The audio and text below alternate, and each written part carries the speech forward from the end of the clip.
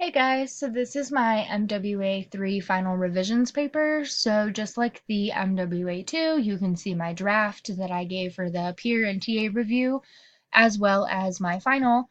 And then this is all of the revisions that I made to that final paper. Um, Same thing as last time with my MWA 2.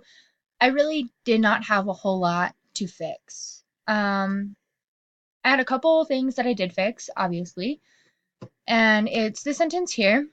In my draft, it was really awkward. Like, I read over it a couple times and I wasn't so sure about it, but I was told that it was an awkward sentence. So I came through and I fixed it.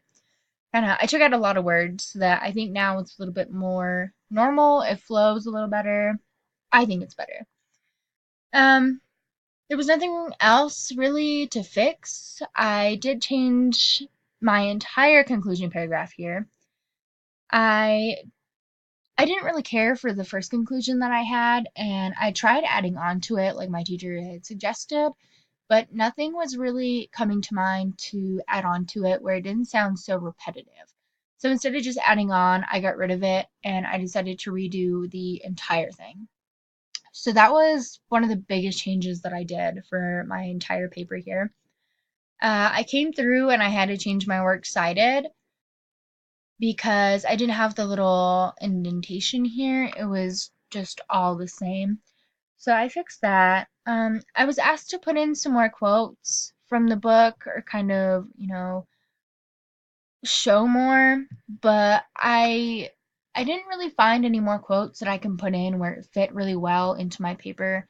And there weren't really any other books that really contributed and helped to make my paper. So I wish that I was able to put in more quotes, but I wasn't able to. So that kind of sucks. But I did work on everything else that was asked of me, so I'm hoping that it is somewhat better than before.